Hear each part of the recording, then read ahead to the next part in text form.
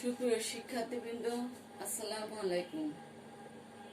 ধামরাই সরকারি কলেজের অর্থনীতি বিভাগের অনার্স প্রথম বর্ষের প্রিয় শিক্ষার্থীদেরকে অনলাইন ক্লাসে স্বাগত জানাচ্ছি। আমি মুসাম্মদ সেলিনা সুলতানা, সহযোগী অধ্যাপক, অর্থনীতি বিভাগ, ধামরাই সরকারি কলেজ। প্রিয় শিক্ষার্থীরা, আশা করছি তোমরা সবাই ভালো আছো, সুস্থ আছো এবং নিরাপদে আছো এবং নিয়মিত পড়াশোনা করছো। আজকে আমি তোমাদের জন্য সামষ্টিক অর্থনীতি থেকে মুদ্রাস্ফীতি অধ্যায় নিয়ে আলোচনা করব।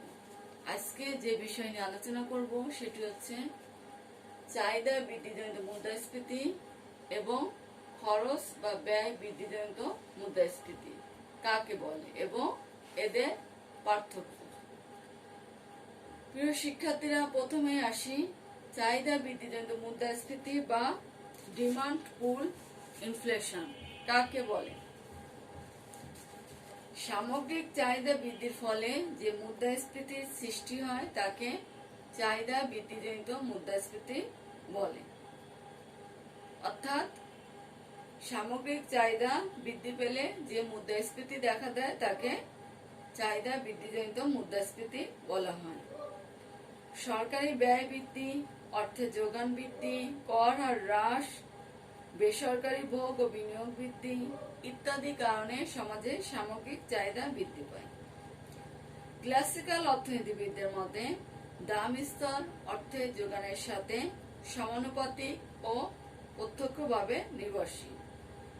তাই অর্থের যোগান বৃদ্ধি পেলে মুদ্রাস্ফীতির সৃষ্টি হয়, অর্থাৎ অর্থের যোগান বাড়লে দাম স্তর বাড়ে। অন্যদিকে কেইন্সীয় মতানুসারে অর্থনীতিতে পূর্ণ নিয়োগ অবস্থা বিরাজ করলে যদি সামগ্রিক চাহিদা বাড়ে তবে দাম স্তর বাড়ে। একে চাহিদা বৃদ্ধিজনিত মুদ্রাস্ফীতি বলে। যদি পূর্ণ নিয়োগের আগে সামগ্রিক চাহিদা বৃদ্ধির দ্বারা দাম স্তর বাড়ে তবে কেইন্সীয় মতানুযায়ী সেটা প্রকৃত মুদ্রাস্ফীতি নয়, বরং তাকে বাধাজনিত মুদ্রাস্ফীতি বা বটলনেক ইনফ্লেশন বলা হয়। আমরা চিত্রের সাহায্যে বিষয়টি ব্যাখ্যা করতে পারি। এখানে চিত্রে ভূমি অক্ষে ও এক্স অক্ষে আমরা দেখাচ্ছি উৎপাদনের পরিমাণ এবং লম্ব অক্ষ ওয়াই অক্ষে দেখাচ্ছি দাম স্তর। ও ওয়াই এফ হচ্ছে পূর্ণ নিয়োগ স্তরের উৎপাদন। পূর্ণ নিয়োগের পরে উৎপাদন আর বাড়ে না, ফলে এখানে যোগান রেখাটি হচ্ছে লম্ব অক্ষের সমান্তরাল, অর্থাৎ এই অংশে যোগান রেখার স্থিতিস্থাপকতা হচ্ছে 0। চাহিদা রেখা এডি নট থেকে এডি 1 এবং এডি 2 তে বৃদ্ধি পেলে আমার দাম স্তর পি নট থেকে পি1 এবং পি2 তে বৃদ্ধি পায় এবং সাথে সাথে উৎপাদনের পরিমাণও কি হচ্ছে ওয়াই নট থেকে ওয়াই1 এবং ওয়াই এফ তে বৃদ্ধি পায়। অর্থাৎ এখানে সামগ্রিক চাহিদা বৃদ্ধির সাথে তাল মিলিয়ে অর্থনীতির অব্যবহৃত উৎপাদন ক্ষমতা কাজে লাগিয়ে উৎপাদনও বৃদ্ধি পাচ্ছে।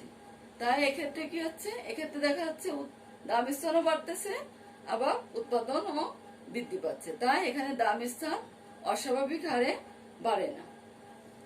কেইন্সের মতে এই E2 বিন্দুর পূর্বে অর্থাৎ পূর্ণ নিয়োগের পূর্বে সৃষ্ট এরূপ মুদ্রাস্ফীতিকে বলা হয় বাধাজনিত মুদ্রাস্ফীতি বা বটলনেক ইনফ্লেশন। পূর্ণ নিয়োগের পরে অর্থাৎ E2 বিন্দুর পর সামগ্রিক চাহিদা বাড়লে সেক্ষেত্রে শুধু দাম স্তর বৃদ্ধি পাচ্ছে, উৎপাদন বাড়ে না। কেইন্সের মতে এরূপ মুদ্রাস্ফীতিকে বলা হচ্ছে প্রকৃত ইনফ্লেশন বা ট্রু ইনফ্লেশন বা প্রকৃত মুদ্রাস্ফীতি। এভাবে সামগ্রিক চাহিদা বৃদ্ধির দরুন দাম স্তর বৃদ্ধি পাওয়াকে বলা হচ্ছে চাহিদা বৃদ্ধিজনিত মুদ্রাস্ফীতি। তাহলে প্রিয় শিক্ষার্থীরা, আমরা দেখছি যে E2 বিন্দুর পূর্বে আমার দাম স্থান বৃদ্ধির সাথে সাথে উৎপাদনও বৃদ্ধি পাচ্ছে। E2 বিন্দুর পূর্বে সৃষ্ট এরূপ মুদ্রাস্ফীতিকে বলা হয় বটলনেক ইনফ্লেশন বা বাধাজনিত মুদ্রাস্ফীতি। কিন্তু E2 বিন্দুর পরে সামগ্রিক চাহিদা বৃদ্ধির ফলে শুধু দাম স্তর বৃদ্ধি পায়, এক্ষেত্রে উৎপাদন বাড়ে না। এই দাম স্তর বৃদ্ধিকে বলা হচ্ছে চাহিদা বৃদ্ধিজনিত মুদ্রাস্ফীতি। এই E2 বিন্দুর পরে সৃষ্ট মুদ্রাস্ফীতিকে বলা হয় প্রকৃত মুদ্রাস্ফীতি বা ট্রু ইনফ্লেশন। তাহলে আমরা দেখলাম যে চাহিদা বৃদ্ধিজনিত মুদ্রাস্ফীতি কি? সামগ্রিক চাহিদা বৃদ্ধির দরুন যে মুদ্রাস্ফীতির সৃষ্টি হয় তাকে বলা হচ্ছে চাহিদা বৃদ্ধিজনিত মুদ্রাস্ফীতি বা ডিমান্ড পুল ইনফ্লেশন। প্রিয় শিক্ষার্থীরা, এবার আসি খরচ বা ব্যয় বৃদ্ধিজনিত মুদ্রাস্ফীতি কি। আমরা জানি উৎপাদনের জন্য বিভিন্ন ধরনের উপকরণ নিয়োগের প্রয়োজন হয়। উপকরণ সমূহ নিয়োগের ব্যয় বৃদ্ধি পেলে অর্থাৎ উৎপাদন খরচ বৃদ্ধির কারণে দাম স্তর বৃদ্ধি পেলে তাকে বলা হচ্ছে খরচ বা ব্যয় বৃদ্ধিজনিত মুদ্রাস্ফীতি বা কস্ট পুশ ইনফ্লেশন। উৎপাদনের খরচ বৃদ্ধি পেলে যোগানের পরিমাণও হ্রাস পায়, ফলে সামগ্রিক যোগান রেখা বাম দিকে স্থান পরিবর্তন করে। সামগ্রিক চাহিদা রেখা অপরিবর্তিত অবস্থায় সেক্ষেত্রে দাম স্তর বৃদ্ধি পায়। এজন্য খরচ বৃদ্ধিজনিত মুদ্রাস্ফীতিকে যোগান মুদ্রাস্ফীতিও বলা হয়। চিত্রে OX অক্ষে আমরা দেখাচ্ছি উৎপাদনের পরিমাণ ও Y অক্ষে দেখাচ্ছি দাম স্তর। এটি হচ্ছে সামগ্রিক চাহিদা রেখা, AS হচ্ছে সামগ্রিক যোগান রেখা। সামগ্রিক চাহিদা রেখা এটি সামগ্রিক যোগান রেখাকে ই বিন্দুতে ছেদ করে। এই বিন্দুতে হচ্ছে আমার ভারসাম্য বিন্দু, এই বিন্দুতে ভারসাম্য দাম স্তর হচ্ছে P0 এবং উৎপাদনের পরিমাণ হচ্ছে YF। এই YF হচ্ছে পূর্ণ নিয়োগজনিত উৎপাদনের পরিমাণ। এখন ধরা যায় বিভিন্ন কারণে সামগ্রিক যোগান হ্রাস পায়, ফলে যোগান রেখা AS1 থেকে AS2 অবস্থানে স্থানান্তরিত হয় এবং এটি রেখাকে F বিন্দুতে ছেদ করে, ফলে ভারসাম্য ই থেকে F বিন্দুতে স্থানান্তরিত হয়। উৎপাদনের খরচ যদি আরো বৃদ্ধি পায় সেক্ষেত্রে সামগ্রিক যোগান রেখা AS2 থেকে S3 তে স্থানান্তরিত হয়, ফলে ভারসাম্য বিন্দু F থেকে G বিন্দুতে স্থানান্তরিত হয়। এভাবে উৎপাদন ব্যয় বৃদ্ধি পাওয়ার জন্য দাম স্তর P0 থেকে বৃদ্ধি পেয়ে P1 এবং P1 থেকে বৃদ্ধি পেয়ে P2 হয়। এর ফলে মুদ্রাস্ফীতি সৃষ্টি হয়। একই সাথে দেখা যাচ্ছে যে দাম স্তর বৃদ্ধি পাচ্ছে, আবার উৎপাদনের পরিমাণ YF থেকে কমে Y1, Y1 থেকে কমে Y2 হচ্ছে। উৎপাদন ব্যয় বৃদ্ধি পাওয়ার জন্য এরূপ সৃষ্ট মুদ্রাস্ফীতিকে বলা হয় ব্যয় বৃদ্ধিজনিত মুদ্রাস্ফীতি।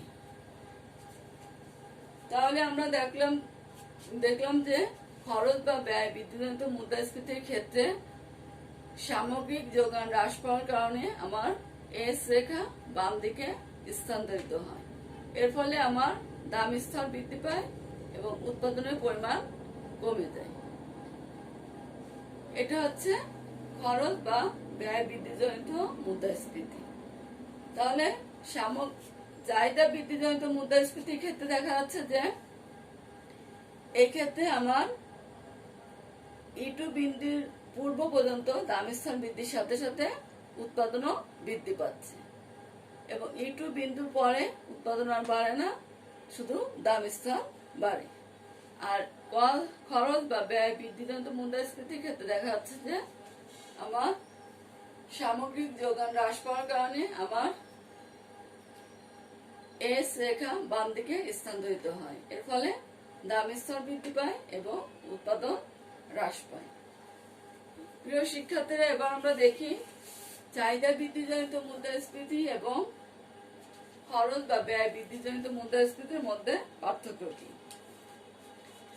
1 নম্বর হচ্ছে সামগ্রিক চাহিদা বৃদ্ধির কারণে দাম স্তর বেড়ে যে মুদ্রাস্ফীতির সৃষ্টি হয় তাকে বলা হচ্ছে চাহিদা বৃদ্ধিজনিত মুদ্রাস্ফীতি। অপরদিকে সামগ্রিক যোগান হ্রাসের কারণে দাম স্তর বেড়ে যে মুদ্রাস্ফীতির সৃষ্টি হয় তাকে বলা হয় খরচ বৃদ্ধিজনিত মুদ্রাস্ফীতি। 2 নম্বর, অর্থের যোগান বৃদ্ধি, সরকারি ব্যয় বৃদ্ধি, কর হ্রাস, ভোগ ও বিনিয়োগ বৃদ্ধি ইত্যাদির কারণে সামগ্রিক চাহিদা বেড়ে চাহিদা বৃদ্ধিজনিত মুদ্রাস্ফীতি দেখা দেয়। অন্যদিকে উৎপাদন হ্রাস পেলে, সংগঠনের মুনাফা অর্জনের প্রবণতা বেশি হলে, মজুরি বাড়লে খরচ বা ব্যয় বৃদ্ধিজনিত মুদ্রাস্ফীতি দেখা দেয়। 3 নম্বর পয়েন্ট হচ্ছে চাহিদা বৃদ্ধিজনিত মুদ্রাস্ফীতির ক্ষেত্রে বাহ্যিক উপাদানের ভূমিকা অত্যন্ত কম। পক্ষান্তরে খরচ বা ব্যয় বৃদ্ধিজনিত মুদ্রাস্ফীতির ক্ষেত্রে বাহ্যিক উপাদান যেমন বহির্বিশ্বের ঘটনা প্রভাব বিস্তার করে, যেমন তেলের দাম বৃদ্ধি, মধ্যপ্রাচ্য পরিস্থিতি খরচ বৃদ্ধিজনিত মুদ্রাস্ফীতির ক্ষেত্রে প্রভাব ফেলে। 4 নম্বর পয়েন্ট হচ্ছে চাহিদা বৃদ্ধিজনিত মুদ্রাস্ফীতির ক্ষেত্রে দাম এবং উৎপাদনের স্তর একই সাথে বৃদ্ধি পায়। অপরদিকে খরচ বৃদ্ধিজনিত মুদ্রাস্ফীতির ক্ষেত্রে শুধু দাম স্তর বৃদ্ধি পায় কিন্তু উৎপাদন হ্রাস পায়।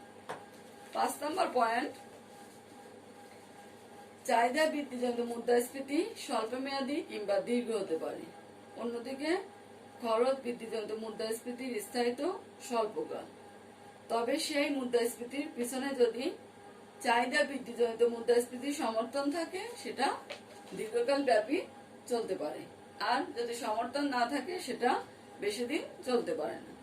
6 নম্বর পয়েন্ট, চাহিদা বৃদ্ধিজনিত মুদ্রাস্ফীতি নিয়ন্ত্রণের ক্ষেত্রে আর্থিক ও রাজস্ব নীতি উভয় নীতি বিশেষ ভূমিকা পালন করে।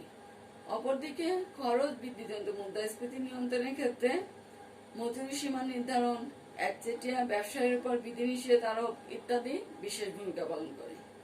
7 নম্বর, চাহিদা বৃদ্ধিজনিত মুদ্রাস্ফীতির গতিবেগ খরচ বৃদ্ধিজনিত মুদ্রাস্ফীতি অপেক্ষা বেশি, অর্থাৎ চাহিদা বৃদ্ধিজনিত মুদ্রাস্ফীতি যত দ্রুত গতিতে ঘটে খরচ বৃদ্ধিজনিত মুদ্রাস্ফীতি তার চেয়ে কম গতিতে বৃদ্ধি পায়। 8 নম্বর পয়েন্ট, চাহিদা বৃদ্ধিজনিত মুদ্রাস্ফীতির ক্ষেত্রে উৎপাদন বৃদ্ধির মাধ্যমে অর্থনীতিতে সমৃদ্ধি ডেকে আনতে পারে, অর্থাৎ এখানে দাম স্তরও বৃদ্ধি পাচ্ছে, উৎপাদনও বৃদ্ধি পাচ্ছে, ফলে সমৃদ্ধি ডেকে আনতে পারে। অন্যদিকে খরচ বৃদ্ধিজনিত মুদ্রাস্ফীতির ক্ষেত্রে উৎপাদন হ্রাস করে, অর্থাৎ এখানে দাম স্তর শুধু বৃদ্ধি পাচ্ছে, উৎপাদন হ্রাস পায়, এবং এই খরচ বৃদ্ধিজনিত মুদ্রাস্ফীতি অর্থনীতিতে মন্দা ও বেকারত্বের সৃষ্টি করতে পারে। তাহলে প্রিয় শিক্ষার্থীরা, আজকে আমরা কি দেখলাম? চাহিদা বৃদ্ধিজনিত মুদ্রাস্ফীতি এবং খরচ বৃদ্ধিজনিত মুদ্রাস্ফীতি কি এবং এদের মধ্যে পার্থক্য। আজকে এ পর্যন্তই। আল্লাহ হাফেজ।